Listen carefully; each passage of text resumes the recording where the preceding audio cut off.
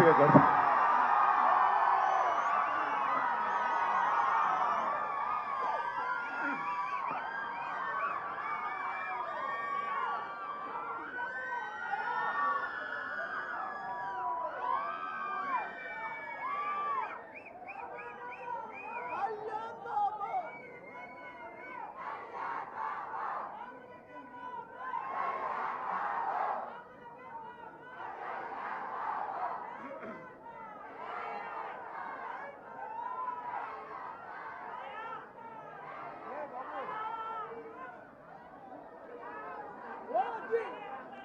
శ్రీమతి లక్ష్మీ మురుదేశ్వర్ పూరి గారి ఆమె సూర్యుని కబళించింది పుస్తకం ఓపెనింగ్ కోసం నాకు ఈ కార్యక్రమంలో పాల్గొనే అవకాశం కల్పించినందుకు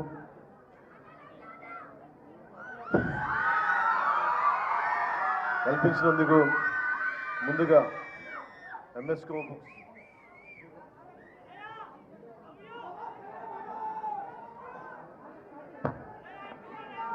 నాకు ఈ కార్యక్రమంలో పాల్గొనే అవకాశం ఇచ్చిన విజయ్ కుమార్ గారికి,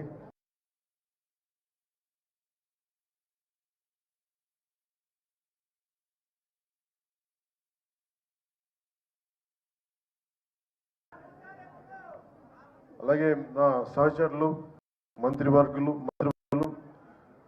శ్రీ సత్యకుమార్ యాదవ్ గారికి, వేదిక పైన ఆశీనులైన ప్రతి ఒక్కరికి, అలాగే ఇలాంటి పుస్తక ఓపెనింగ్కి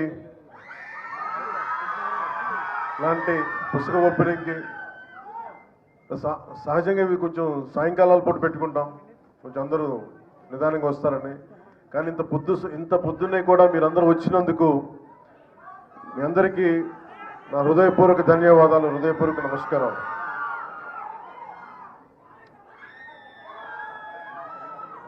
ఇక్కడ ఇందాక విజయ్ కుమార్ గారు చెప్పినట్టుగా ఇక్కడ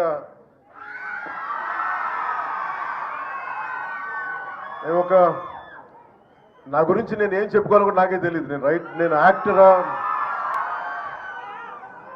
ఒక డిప్యూటీ సీఎం, పార్టీ హెడ్, నాకు ఏం చెప్పుకోవాలో నాకు తెలియదు.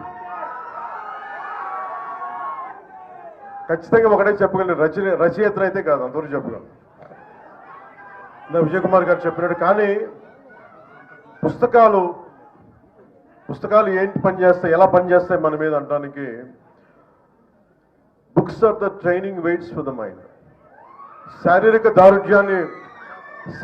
దారుఢ్యాన్ని పెంచుకోవడానికి కసరత్తులు చేస్తాం. మానసిక దారుఢ్యాన్ని పెంచాలి అంటే, మానసిక పరిపక్వత రావాలి, లేదంటే విస్తృతమైన ఆలోచనాన్ని పెంపొందించుకోవాలంటే ఖచ్చితంగా పుస్తకాలు చదవాలి. ఇది నాకెవరో ఆయన ఇంగ్లీష్ క్లాసిక్స్ కానీ తెలుగు రామకృష్ణ పరమహంస పుస్తకాలు చదువుతూ ఉండేవాళ్ళు, అలా నాకు అలవాటైంది. అలాగే మా అమ్మ నాకు చెప్పిన నవల మొట్టమొదటిగా ఒకటి నాకు చందమామ చదివేవాడిని. అంటే ఇవన్నీ ఎందుకు చెప్తానంటే, పుస్తకం ఎందుకు గొప్పదని చెప్పడానికి, లక్ష్మీపూరి గారి గురించి చెప్పడానికి ముందు కొంచెం ఇంట్రొడక్షన్ అవసరం కాబట్టి చెప్తాను. ముందు పుస్తకాల గురించి. మా అమ్మ నాకు ఇచ్చిన పుస్తకం ఒకటి చివరికి మిగిలేది. అది మా అమ్మ ఇచ్చింది. మా అమ్మ పెద్ద కూర్చోబెట్టి కాలేజీ ఏం చదువుకోలేదు, కానీ ఆవిడ 7th 8th ఆపేసింది, కానీ ఆవిడ చదవడం ఆపలేదు మా అమ్మ. మా నాన్నగారు కూడా అంతే. సో ఇంట్లో చదివితే సహజంగానే ఆ వాతావరణంలో ఉండే అది నాకు వచ్చింది. ఇందాక సత్యకుమార్ గారు మాట్లాడుతూ పవన్ కళ్యాణ్ ఏదైనా ప్రభావం ఉంటుంది సమాజం మీద పుస్తకం అంటే, నాకు కంప్లీట్గా నేను భారతీయ మన ఆలోచన విధానంతో ఆర్ఎస్ఎస్ లాంటి ఒక బలమైన దేశభక్తితో కూడిన ఆర్గనైజేషన్ నుంచి వచ్చిన మాకు అసలు చెగివేరా అంటే కమ్యూనిస్ట్ యోధులు అంటే మాకు పడదు. అలాంటిది ఏదో ఒక సినిమాలో పెడితే మేము ఏంటని నేను చదివాను, తెలుసుకున్నానంటే ఇవన్నీ ఏంటి నేను ఎట్లా ఆలోచిస్తానంటే, నాకు దేశభక్తి ఎవరు చెప్పక్కర్లేదు. దేశభక్తి it should be an innate responsibility for anyone who is Born in this country to the matter anyone in which ever country they were born. అది బేసిక్. దాని గురించి మనం చెప్పించుకుంటున్నామంటే మనం సరిగ్గా లేవు, దృష్టి పెట్టట్లేదు. అలాగే నేను జడ్జిమెంట్ చేయను వెదర్ ఐ లెఫ్టిస్ట్ రైటిస్ట్. నేను ఎప్పుడు జడ్జిమెంట్, నేనేమని చెప్తానంటే సమతుల్యత. It's a balance. ప్రపంచం మనం కూర్చోబెట్టి మన ఎక్స్ట్రీమ్ లెఫ్ట్ ఎక్స్ట్రీమ్ రైట్ అంటే పనిచేయదు. సో నేను అందుకని ఈరోజు నేను పాలిటిక్స్కి వచ్చినా, పుస్తకాలు చదివినా, అది ఎవరికో చెప్పడానికో ఈరోజు పంచుకుంటున్నాను. కానీ నా ఆలోచన ప్రతిసారి ఏముంటుంది, నేను మన విజయవాడ ఇలాంటి వచ్చినప్పుడు నేను కమ్యూనిస్టులతో మాట్లాడతాను, లేదంటే రైట్ వింగ్ మారిపోయాడు ఇట్లాంటి నేను ఎప్పుడు అట్లేదు, ఎప్పుడు ఒకటేలా ఉన్నాను. కాదేంటంటే నేను ఎప్పుడు ఆ బ్యాలెన్స్ని చూసుకుంటా ఉన్నాను. సో ఉదాహరణకి చిటా గ్యాంగ్ విప్లవ వీరులది కానీ, ఒక చంద్రశేఖర్ ఆజాద్ కానీ, అలాగే మొత్తం కూర్చోబెట్టి గజనీ మహమ్మద్ మనకి దాడులు కానీ, ఇవన్నీ ఒకటే కాలంలో ఒక 7-8 years టైంలో అటు కమ్యూనిస్ట్ చరిత్ర చదివాను, భారతీయ సంస్కృతి మీదుగా చదివాను. అలాగే నండూరు రామ్మోహన్ రావు గారి విశ్వదర్శనం కానీ, ఇవన్నీ కూడా నా మీద చాలా ప్రభావం చూపించే ఇవన్నీ. సో పుస్తకాల మీద నాకు ఒక అపరిమితమైన ఎందుకు ఇష్టం. చిన్నప్పుడు వెతికాను, మెడ్రాస్కి వెళ్తే హిగిన్ బోథామ్స్ అనో, లేదంటే ల్యాండ్ మార్క్లో, ఇక్కడికి వచ్చిన తర్వాత యుఎస్కి లాంటి వెళ్తే బాన్స్ అండ్ నోబుల్స్ అని అలాంటి పుస్తకాలకి వెళ్ళి వెతికేవాడిని పుస్తకాల కోసం, తపన పడతాను పుస్తకాల కోసం. ఇదంతా దేనికి చేస్తానంటే to understand each other culture, మనం వేరే సంస్కృతిని అర్థం చేసుకోవటం. అన్ని జీవితాలను మనం బతకలేం, కానీ ఒక్కొక్క పుస్తకంలో రాసే జీవితం దానికి సంబంధించిన అంశాలు మనల్ని చాలా ప్రభావితం చూపిస్తాయి. అలాగే మనకి పొద్దున్నే చదువుతా నేను వనవాసి అనే విభూతి భూషణ్ బందోపాధ్యాయ గారిది వనవాసి అనే పుస్తకం చదువుతూ వచ్చాను. దాంట్లో అది ఏముంటుందంటే అది తెలుగు ట్రాన్స్లేషన్. అది అలాంటిది ఆయన గురించి చదువుతూ ఉంటే మనకి 1914-20లో ఎలా ఉండేది కలకత్తా, అప్పుడు పరిస్థితులు ఏంటి, అప్పుడు ఆలోచన విధానం ఎలా ఉండేది, ఇట్లాంటివన్నీ మనకి చాలా అవగతం అవుతాయి, చాలా అర్థమవుతాయి.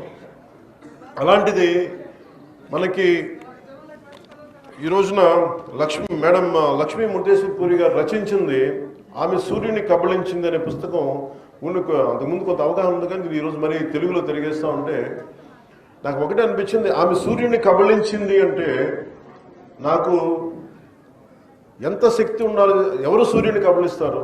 అత్యంత శక్తివంతులు. అది హనుమాన్జీ, బజరంగ్ బలి. అంటే ఆయనే వెళ్ళి సూర్యుని కబళించడానికి వెళ్ళాడని చెప్పి. అంటే ఇది ఏంటంటే ఒక ఎక్స్ట్రీమ్ ఒక కంపారిజన్. అంటే నువ్వు సాధించదలుచుకుంటే సూర్యుడిని కూడా మింగేయగలవని ఒక ధైర్యం చెప్పడం దీని వెనక ముఖ్య ఉద్దేశం. అంటే ఇందాక మన సత్యకుమార్ యాదవ్ గారు చెప్పిన చాలా గొప్ప మాటలు చెప్పారు, గుర్తు చేశారు మనకి. మనం ఎప్పుడు కూడా ఇంగ్లీష్లో మిస్టర్ అండ్ మిస్సెస్ అంటామని చెప్తాం, కానీ తెలుగులో మటుకు మనం ఎప్పుడు కూడా మన దేశ సాంప్రదాయంలో మనం ఎప్పుడు స్త్రీనే ముందు పెడతాం. ఇది మాతృస్వామ్య వ్యవస్థ. అందుకే భారత్ మాతాకి జై అంటాం తప్ప భారత్ పితాని మాట్లాడడం, భారత్ మాతే అంటాం మనం. అంటే స్త్రీకి మాతృస్వామ్య వ్యవస్థకి మనం ఇచ్చే అత్యంత గౌరవం. అలాగే ఆమె సూర్యుని కబళించింది అని అంటే ఇది ఎంత ఇన్స్పైరింగ్ టైటిల్ అంటే ఆవిడని సూర్యుని కబళించడం ఏంటి, ఇలాంటివన్నీ ఫస్ట్ చదువుతాయి. మనకి చదివే వాళ్ళకి ముందేంటి ఎలా ఒక టైటిల్ ఎలా ఉండాలి అనేది అంటే మీకు నచ్చుతుంది. ఓజీ అంటే ఏంటని మీరు ఎట్లాగా సినిమా పరంగా మీరు ఆలోచిస్తారా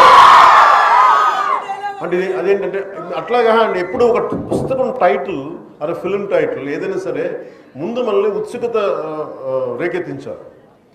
అలాంటిది ఆవిడ లక్ష్మీ ముర్తేశ్వర్ పూరి గారు ఆవిడ ఒక డిప్లొమాట్, ఒక ఐఎఫ్ఎస్ చదువుకొని ఆవిడ డిప్లొమాట్, అలాగే ఫార్మర్ అసిస్టెంట్ సెక్రటరీ జనరల్ యుఎన్కి. ఆవిడ నుంచి మనం ఎలాంటి పుస్తకం ఆలోచిస్తాం జనరల్గా రాశారంటే ఇలాంటి పుస్తకం అయితే ఆలోచించాం. అంటే స్టార్టింగే మనకి మధుబాబు గారి షాడో నవల్స్ లాగా లాగిపెట్టి ఒకటి కొట్టాడని ఎలా వస్తుంది మనకి, ఒకవేళ వింటి నదుల్లో బాణంలో ముందుకు పరిగెట్టాడు అనేది ఒక యాక్షన్తో స్టార్ట్ అవుతుంది. Any good story should captivate you immediately, should grab you into the narrative. అలాంటిది ఈ పుస్తకం మీరు చదవండి దయచేసి ఈ పుస్తకం. అయితే దీంట్లో బాగా నచ్చింది ఏంటంటే ముందు రావడంతో ఒక బీకా అనే కుర్రవాడిని,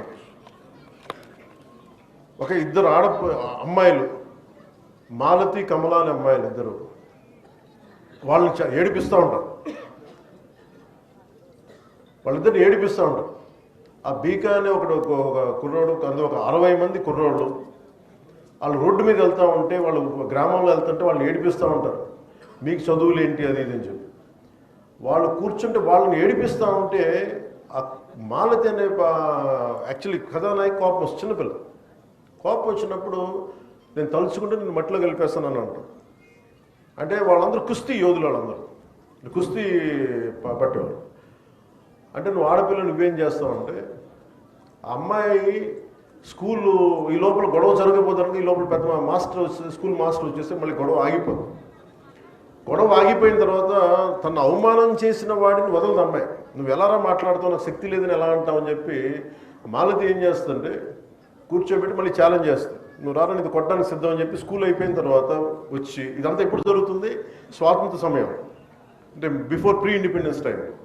సో అమ్మాయి వచ్చి చాలా తనకంటే ఎత్తైన వాడిని, తనకంటే బలమైన వాడిని, వాళ్ళు కుస్తీలతో లంగోడీలు కట్టుకుని అలాంటి వాళ్ళని ఒక 60 మంది అబ్బాయిల మధ్య ఆడపిల్ల వచ్చి ఎలా కొడద్దంటే, పాపం అమ్మాయిని కొట్టేస్తారు, ముందు ముక్కులోంచి రక్తం వస్తూ ఉంటుంది. అలాంటిది అమ్మాయి 2 దెబ్బలు తట్టుకొని కింద పడి లేచి ఒక్కసారి రాముడు రావణాసురుని ఎలా కొట్టాడో, నాభి మీద కొట్టాడు అన్నట్టుగా ఒకసారి గుర్తు తెచ్చుకొని ఒక పిడికిలు బిగించి సోలార్ ప్లెక్సెస్ మీద గట్టి దెబ్బలు 5-6 కూడా వాడు అలా కింద పడి కూలు పడిపోతాడు. దీంతో స్టార్ట్ అవుద్ది మాలతి క్యారెక్టర్, ఈ ఆమె సూర్యుని కబళించిందని. అంటే this shows the amazing writing ability and of madam Lakshmi Murdeswar Puri garu. And it is so captivating, madam. The very opening pages are so captivating. It immediately drags it, immediately pulls you to finish the reading at one go. And you have done a fabulous job. Dintho manaki idi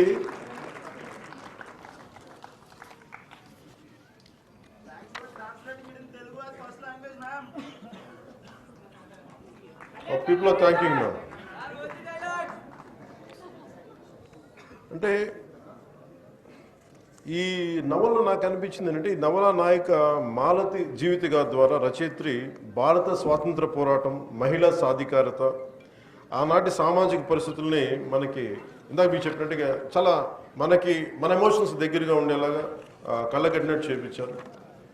అలాగే మాలతి ధైర్యం, మేధస్సు, భారతీయ మహిళ తాలూకు ఆత్మగౌరవానికి ఒక ప్రతీక. ఆడపిల్ల చదువుకోవడం నేరంగా చూసే కాలంలో ఆవిడ విద్యను అభ్యసించింది. సో ఇలాంటి న్యాయశాస్త్రం పట్టా పొంది తన జీవిత భాగస్వామి తనే ఎంచుకుంది. మాలతి కేవలం కథానాయిక మాత్రమే కాదు, మన ఆధునిక భారతీయ మహిళా శక్తికి ప్రతీక. ఈ నవల చరిత్ర, రాజకీయాలు, భావోద్వేగాలను కలిపి చాలా అద్భుతంగా నడిపిస్తుంది. స్వాతంత్ర పోరాటం నుంచి స్వాతంత్రానంతరం వరకు సాగిన ఈ దేశ ప్రయాణాన్ని మన ముందుంచుతుంది. ఇలాంటి నవలని రాయడం చాలా కష్టం. కానీ దీంట్లో మీకు జిడ్డు కృష్ణమూర్తి గారి క్యారెక్టర్స్ వస్తాయి. అంటే ఇవన్నీ అది మనకు చాలాసార్లు మన హిస్టారికల్ క్యారెక్టర్స్ని రీవిజిట్ చేస్తే ఎలా ఉంటుంది అనిపిస్తాం. మనం వెళ్ళి ఈ వ్యక్తిని, గాంధీ గారిని మనం వెళ్ళి మన దగ్గర ఉన్న మనకు తెలిసిన క్యారెక్టర్ ఒకటి కలిస్తే ఎలా ఉంటుంది, ఇలాంటివన్నీ అవన్నీ కూడా చాలా ఎక్స్ట్రీమ్లీ ఒక క్రియేటివ్ ఎబిలిటీస్ తోటి ఆవిడ దీన్ని జోడించిన విధానం చాలా చాలా చాలా చాలా అద్భుతంగా ఉంది. అలాగే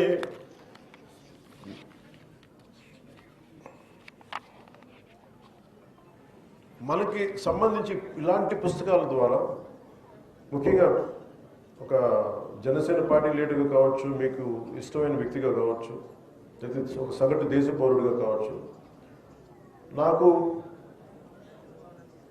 మహిళ నేను పూజించేది దుర్గాదేవి.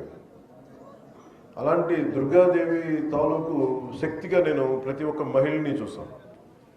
అంటే ధైర్యాన్ని నింపుద్ది. అంటే లలితా త్రిపుర సుందరి ఎలా ఉంటుందంటే, పురుష దేవతలు కూడా భాండాసురుణ్ణి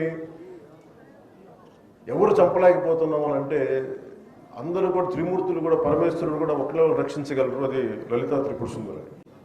అలాంటి లలితా త్రిపుర సుందరి దగ్గరికి వెళ్ళి ప్రార్థిస్తే మీరందరూ యజ్ఞంలో మీరు ఆహుతవ్వండి, దాని తర్వాత నేను వచ్చి ఉద్భవించి మీ అందరూ తిరిగి ప్రతి సృష్టి క్రియేట్ చేస్తాను, భాండాసురుడిని సంహరిస్తానని చెప్తే, ఇలాంటివన్నీ మనకి పురాణాలు కానీ ఇవన్నీ కానీ మనకి ఏం సూచిస్తాయి అంటే, మన దేశంలో మన సంస్కృతిలో ఉన్నతమైన విలువ మనం ఇచ్చేది స్త్రీకి ఇస్తాం. ఇది ధైర్యం పోతే కూడా మనకి తల్లి దగ్గర నుంచి వెతుక్కుంటాం. అలాంటి చోట నేను జనసేన పెట్టినప్పుడు మనం మహిళా విభాగానికి ఏం పేరు పెట్టాలంటే ఝాన్సీ వీర మహిళ అని పెట్టి, ఎందుకంటే స్త్రీ అంటే నాకు కూర్చోబెట్టి పొలిటికల్ పార్టీస్లో మనకి పొలిటికల్ పార్టీ జనరల్ అంటే మహిళా విభాగం ఉంటుంది. నాకేంటంటే మహిళ అంటే మహిళ కాదు, అవసరం వస్తే నాకు మన మేడం లక్ష్మి గారు మురళీశ్వరి పూరి గారు రాసిన ఆమె సూర్యుని కబలించిందిలో మహిళలాగా ధైర్యంగా నిలబడే మహిళ ఉండాలి. పోరాటాలు చేస్తున్నప్పుడు అవకాశాల కోసము రాజకీయ ఎదుగుదల కోసం కాదు, సమాజంలో బలమైన మార్పు రావాలంటే మహిళ చేయగలదు. అలాంటి మహిళలు మనకి మన జనసేనలో ఉండాలని చెప్పి అందుకనే వాళ్ళకి చెప్పడానికి ఝాన్సీ వీర మహిళా విభాగం అని పెట్టాను. ఎందుకంటే మీరెవ్వరికి తక్కువ కాదు, మీరు బలమైన వ్యక్తులను చెప్పడానికి. అలాగే నాకు ఇందాక కుప్పిల్ పద్మ గారు చెప్తే మా మదర్ గురించి చెప్తామంటే నాకు గుర్తొచ్చింది. ఈరోజు మా మదర్ బాగోలేదు, ఆవిడ బెడ్ రెస్ట్లో ఉన్న చాలా నెలల నుంచి బాగుండట్లేదు. సో మా అమ్మ మాకు ఎంత నిలబడింది అంటే చిన్నప్పుడు ఈ స్కూల్లో మన ఈ మాలతి క్యారెక్టర్ లాగా ఎవరన్నా మేము ప్రతిసారి ట్రాన్స్ఫర్స్ వల్ల మారుతూ ఉంటే ఏడిపిస్తూ ఉంటే గొడవలు పడుతూ ఉంటే స్కూల్కి వెళ్ళిన కొత్తల్లో మా అమ్మ చెప్పేది, నువ్వు ఎందుకు భయపడి పారిపోతావు, నిలబడు, ఏది కావాలంటే రక్షించుకో, నేను 10 దెబ్బలు కొడితే నువ్వు తిరిగి ఒక దెబ్బ కొట్టు, లేదంటే నువ్వు ప్రపంచంలో బతకలేవు. ఇది మా అమ్మ చెప్పిన మాట.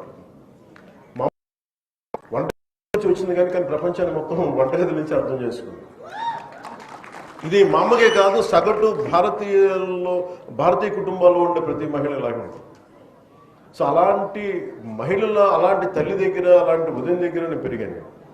సో అందుకనే నేను సంపూర్ణమైన విశ్వాసంతో సంపూర్ణమైన నాకు మహిళ 33% రిజర్వేషన్ మన ప్రధానమంత్రి గారి నేతృత్వంలోని ఎన్డీఏ ప్రభుత్వం ఈరోజు మనకి తీసుకొచ్చింది. త్వరలో అది ఏదో రాబోయే సంవత్సరాలు అది అమలు అవుతుంది. ఈ లోపల మనకు కావాల్సింది మీరు నిజంగా ట్రూ ఉమెన్ ఎంపవర్మెంట్ అంటే మనం కూర్చోబెట్టి ఒక ఫెమినిజంకి డిఫరెంట్ అర్థాలు వస్తున్నాయి, కానీ ట్రూ మనకి ఎంపవర్మెంట్ అంటే the greatest example is Lakshmi Muralishwari Puri garu. అంటే మీకు ఆవిడ ఒక అంటే ఆవిడ రచయితను అర్థం చేసుకోవాలి మనం. ఎక్కడో మహారాష్ట్ర మూలాల నుంచి వచ్చిన ఆవిడ కష్టపడి ఎదిగి అసలు మెన్ డామినేటెడ్ వరల్డ్లోనే అలాంటిది ఆవిడ ఇక్కడ దాకా వెళ్ళి యుఎన్ దాకా వెళ్ళి ఐఎఫ్ఎస్ దాకా ఈవెన్ యునైటెడ్ నేషన్స్ దాకా వెళ్ళి అక్కడ ఇలాంటి ఉన్నతమైన పదవులు పొంది ఆవిడ స్ట్రగుల్ కూడా దీనిలో కనిపిస్తాయి. ఒకలాగా నా ఫీలింగ్ ఏంటంటే, I don't know ma'am, you have to tell me a part of you should be there in this book, a part of your life, a part of your exposure, a part of your, I feel it is a semi-autobiography of yours. I think that's what you feel, I feel.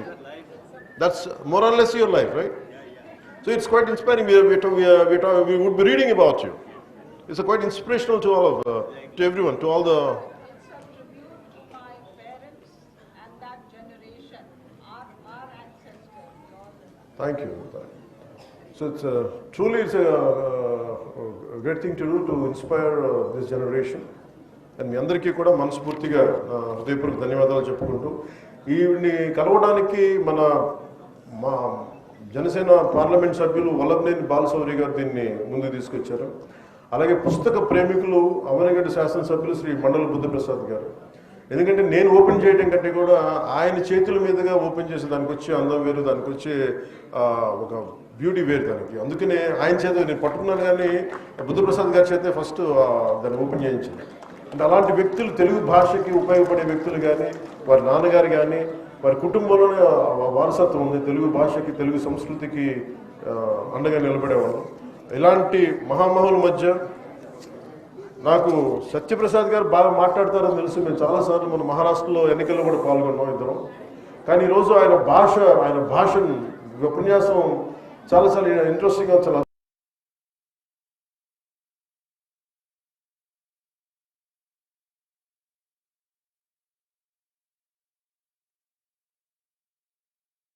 ఈరోజు నాకు అవకాశం ఇందాక మీరు I love you